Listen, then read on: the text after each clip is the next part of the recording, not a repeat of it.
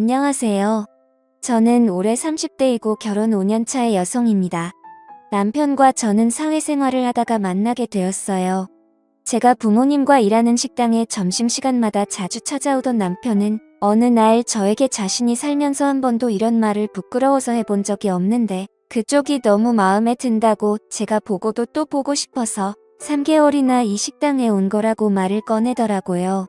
저는 진짜 몰랐거든요. 남편 회사 근처에 있는 식당이라 그저 자주 오는 남편을 보고 우리 식당 밥이 입맛에 맞는가 보다라고 생각을 했었죠. 남편은 근처에 번듯한 회사를 다니고 있었습니다. 저는 대학을 졸업하긴 했지만 사실 그렇게 좋지 못한 대학이었고요. 딱 봐도 남편은 이미지가 연봉 높은 대기업에 다닐 것 같아서 없지 않아 좀 부담스러운 것도 있고 갑작스러운 말에 저는 생각 좀 해보겠다는 말을 하였습니다. 그 이후 남편은 처음이 너무 힘들었지 저에게 마음을 표현한 이후부터 더욱 안달이 났는지 이제는 점심이 아니라 저녁까지 찾아와서 매일 같이 한 번만 자기랑 데이트하자고 졸라댔었습니다.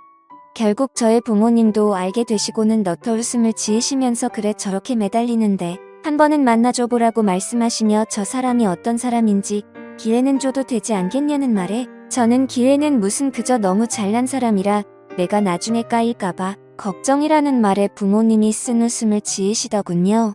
그렇게 남편의 성화에 못 이겨 데이트를 시작하게 되었습니다. 남편은 제가 생각했던 것보다 더 대단한 사람이었습니다. 그냥 식당 근처가 회사촌이라 회사 직원인 줄 알았던 남편은 회사 직원이 아니라 알고 보니 한 회사를 이끌어가는 대표더라고요. 물론 직원이 아직 8명밖에 없는 조그마한 스타트업 회사 대표라고 그리 큰 것도 아니라는데 월 매출이나 순이익은 들을수록 제가 상상도 못해본 수준이었고 학교 또한 명문대를 졸업한 남자였습니다. 그래서 첫 만남 이후에 집에 와서 곰곰이 생각하다가 진짜 이건 아닌 것 같다고 자기와 너무 차이가 나서 부담된다니까. 밤에 남편은 저를 찾아와 손을 붙잡고 잠시 끌고 나가더니 저에게 이렇게 말하였습니다. 내가 모자란 인간이라서 안 된다면 이해는 하겠는데 그게 아니라 단순히 너무 차이가 나서 부담된다고 거절하는 건 난 도무지 이해가 안 된다고. 나는 내가 잘났다고 자랑한 것도 없고 그저 정말 지금까지 열심히 살아온 걸 말한 것뿐이고 누구를 만나든 정말 내 자신이 떳떳하고 싶어서 그런 거였다는 말에 저는 남편에게 말하길 제가 당신을 만나면 제가 떳떳하지 못하다니까 그 떳떳하지 못하다는 것을 내가 채워주면 되지 않냐고 내가 그만큼 잘하면 되지 않겠냐는 말로 무작정 저를 설득하더군요.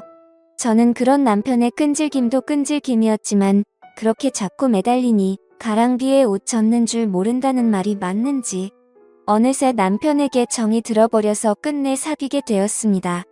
솔직히 사귀면서 제 속마음은 내심 그저 저를 한두 달 만나다가 지치게 되면 금방 헤어지겠지라는 생각을 했지만 생각과 다르게 저희는 1년이라는 시간을 만나게 되었고 남편은 저에게 프로포즈까지 해서 결혼까지 하게 되었습니다. 남편은 자기가 입 밖에 내뱉었던 대로 여자들한테는 숙맥인 수준이라 처음 본 여자한테 말 건다는 건 진짜 상상도 못할 수준이었지만 책임감이 엄청 강해서 자기가 한 말은 반드시 지키려고 하는 노력하는 남자였습니다. 이런 남편의 좋은 성격이 결혼을 하고 나서 저에게 엄청난 스트레스가 될 줄은 결혼할 때까지만 해도 저는 전혀 몰랐습니다. 남편은 자신이 전셋집도 있고 그냥 저보고 몸만 들어와서 살라고 청혼했는데 그게 어디 말처럼 쉽나요? 저의 부모님도 그 이야기를 듣고는 그건 그렇게 하면 절대 안 된다고 안 그래도 남편에 비해서 모자란데 그렇게 정말 몸만 갖다가는 시댁에 무슨 소리를 들을지 모른다고 남편을 오히려 타박하시며 잠깐만 기다려보라고 말씀하셨고 그러곤 제 어머니는 무언가 깊은 곳에서 고이 간직하던 걸 꺼내보시더니 저희 이비 부부에게 말씀하셨습니다. 딸 결혼을 지원해주려고 정말 고이고이 조금씩 모아둔 돈이라며 1억이 들어있는 통장과 도장을 내주셨습니다. 그 이후로 제가 걱정되었던 건 바로 떨리고 떨리던 시댁이었죠. 처음 시댁에 인사를 드리러 간 날 남편과 도련님 그리고 시부모님들이랑 첫 대면을 한 날이었는데 다들 저를 따뜻하게 맞이해 주셨는데 시어머니는 자기 아들과 너무나도 모자란 제가 마음에 안 드셨는지 대놓고 무시하고 면박을 주시더군요. 시댁이 잘 사는 줄 알았지만 그것도 아니었습니다. 남편 스스로가 성공해 나가는 과정이라 본인 전세와 집, 그리고 모은 돈이 꽤 있을 뿐이지 시댁은 그저 평범한 집안이었고요. 남편이 버는 돈의 일정 부분을 시댁 살림살이 넉넉해지도록 지원해주는 수준이었습니다. 시댁의 차와 가구, TV 등 전부 다 남편과 도련님이 해준 거더라고요. 도련님도 남편이랑 성격이 많이 닮았는데 무려 동생은 의사였거든요. 이 집은 자식 농사를 진짜 잘 지은 케이스였고 다행히 아들 둘 다 성격은 시아버지를 닮아서 책임감이 강하고 약자를 돌보는 그런 성격이었어요. 시어머니는 그런 아들 일세를 엄청나게 부리는 여자였습니다. 첫 만남부터 제가 그리 마음에 안 드는 걸 대놓고 표현했지만 상견례에서 부모님 앞에서까지 그럴 줄은 몰랐어요. 상견례 식당에서 종업원이 음식을 가져다 주자 음식 장사하는 것들은 몸에서 음식 냄새가 배어서 근처에만 가도 코가 막힌다는 말을 저한테 대놓고 할 정도였죠. 저밖에 못 들어서 다행이었지 누가 봐도 저와 제 부모님을 비하하는 발언인 것을 알았습니다. 제가 너무나도 서운해서 나중에 그런 사실을 남편에게 말하자 남편은 제가 잘못 들었겠지라며 믿질 않더군요. 자기 엄마가 돈은 좀 밝혀서 그렇지 그런 경우 없는 소리를 하시진 않을 거라면서요. 그래서 저는 시어머니의 발언에 대해서 제가 잘못 들은 거라고 세뇌했습니다. 그렇게 결혼을 하고 나서도 저는 부모님 식당에 나가서 일을 하자 시어머니는 어느 날 저를 불러서 언제까지 그 부엌대기 같은 천한 일 계속할 거냐며 그것도 자기 아들 회사 근처에서 직원들한테 부끄럽게 뭐하는 짓거리냐며 저를 보자마자 소리를 질러대더군요. 저는 시어머니의 오름장에 순간 주눅이 들어서 아무 말도 못하고 있었고 심지어 시어머니가 말하는 욕을 다 듣고 있다가 집에 돌아와서 부모님께 시어머니가 자기 아들 직원들 다니는데 이러고 있는 게 마음에 안 든다고 했다고 하니 부모님께서도 그럴 수도 있겠다며 너도 그냥 가정주부로 이제 살으라고 우리도 이번에 건물 계약 기간 끝나면 옮길 거라고 하시더군요. 사실 저 때문에 옮긴 거였죠. 남편은 그 사실을 알고는 저의 부모님을 찾아가 말리려 했지만 막무가내로 진짜 부모님은 이사를 가셨습니다. 그때부터 저는 부모님 가슴에 못을 박았나 봅니다. 남편은 이왕 이렇게 된 거 그냥 저보고도 애 낳고 집에서 아이 육아에 힘써주면 훨씬 더 좋겠다며 자신이 더 열심히 일하겠다고 했습니다. 그렇게 제가 일을 안 나가게 된 남편은 빠르게 아이를 가지고 싶어 했고 그렇게 저는 2달도 채 지나지 않아서 아이를 임신하게 되었습니다. 근데 제가 집에서 쉬고 있는 게 그리 못마땅한지 그때부터 시어머니가 저를 매일 같이 불러대더군요. 저희 집에서 시어머니 집 가려면 나름 거리감 있는 1시간 거리인데 그걸 하루 이틀도 아니고 매일 같이 불러대서는 저에게 말하길 더 잘하는 일이나 한번 해보라고 말을 하더군요. 그게 무슨 말씀이시냐니까 시어머니는 저에게 짜증난다는 표정으로 얘가 왜 이리 말귀를 못 알아들어 음식 만들고 청소하고 그게 너가 식당에서 하던 거잖아 라고 소리를 지르며 저를 그때부터 자기 신모처럼 부려먹기 시작하더군요. 그렇게 차비조차도 안 주면서 줄곧 불러내서 저를 막무가내로 부려먹었습니다. 그래도 배가 부르기 전까진 참았는데 어느덧 임신한 배가 점점 불러오고 제가 점점 몸이 무거워서 아이 때문에 몸도 무겁고 겁이 난다고 집에서 좀 쉬고 싶다고 말을 해도 시어머니는 저한테 소리를 질러대며 지금 시어머니 말 무시하냐고 그깟 애 하나 배웠다고 유세 떠는 거냐고 누구는 애 안 낳아봤냐고 꾀병 부리지 말고 당장 튀어오라는 말에 어쩔 수 없이 끙끙대며 몇 번 더 가게 되었고 뒤늦게나마 남편이 그 사실을 알고 시어머니랑 대판 싸운 걸로 합니다. 그 이후로 시어머니는 제가 출산하기까진 안 불렀지만 남편에게 요구하는 게 한두 가지가 아니었어요.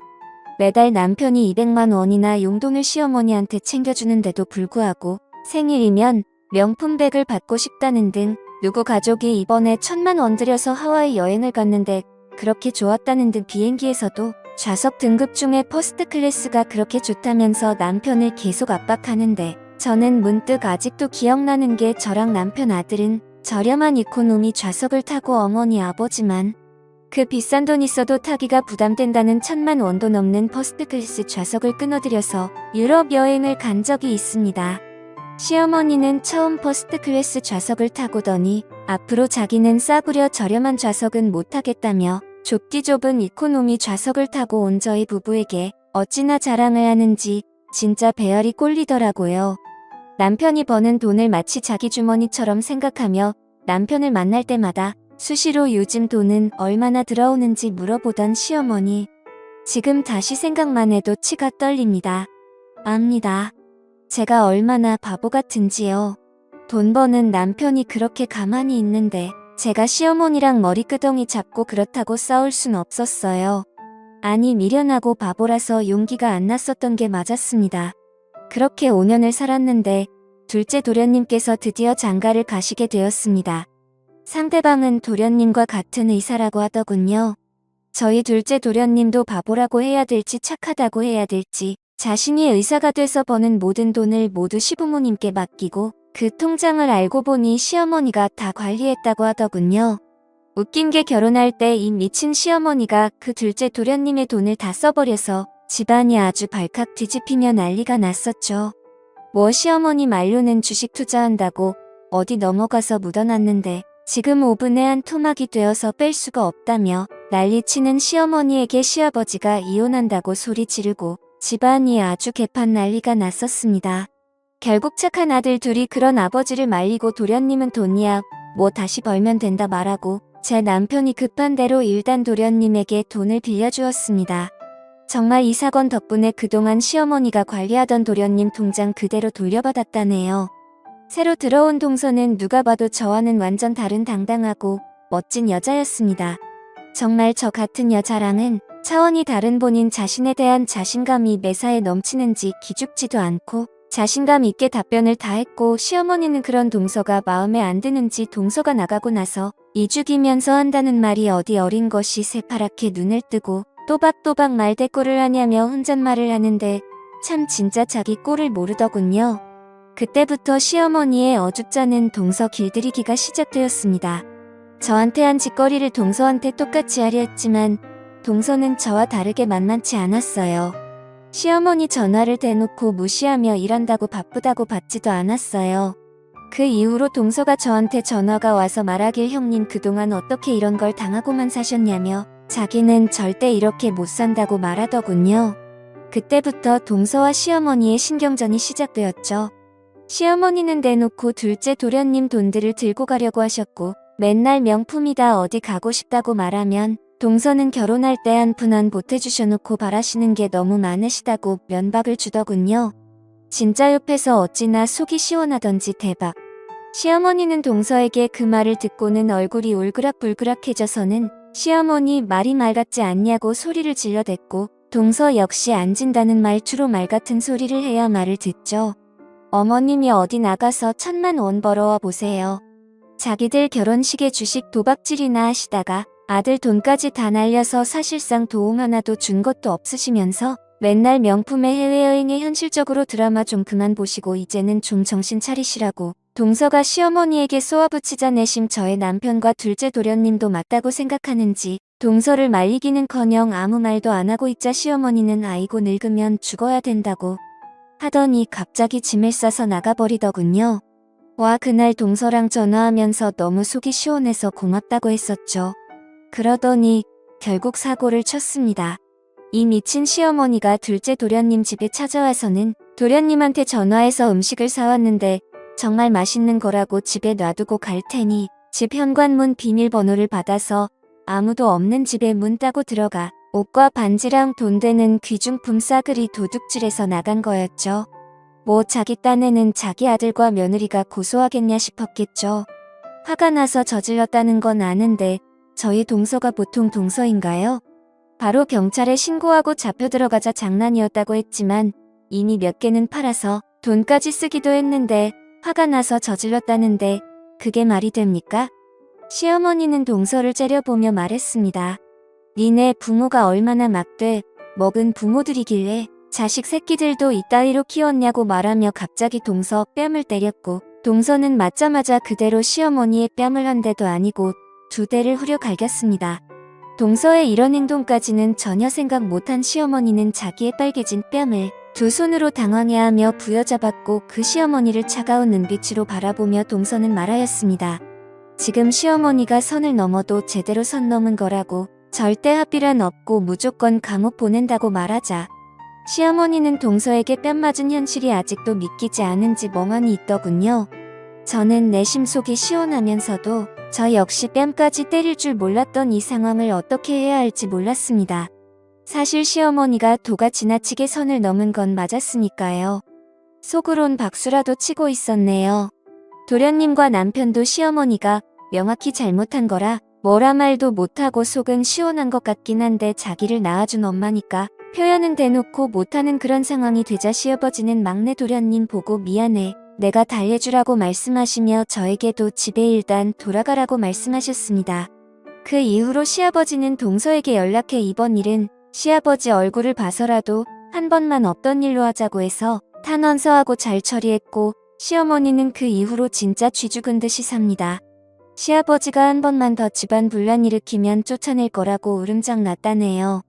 저희한테 연락도 안 하고 이제 시댁 집에 가면 시어머니는 그냥 조용히 식사만 하고 쥐 죽은 듯이 지냅니다. 자만을 높은 줄 모르고 날뛰시더니 모두가 자기 편 안 들어주고 도둑질하다가 며느리한테 뺨까지 맞고서야 정신을 차리다니 동서의 시원한 성격이 참 부럽습니다. 지금까지 제 사연을 들어주셔서 감사드립니다.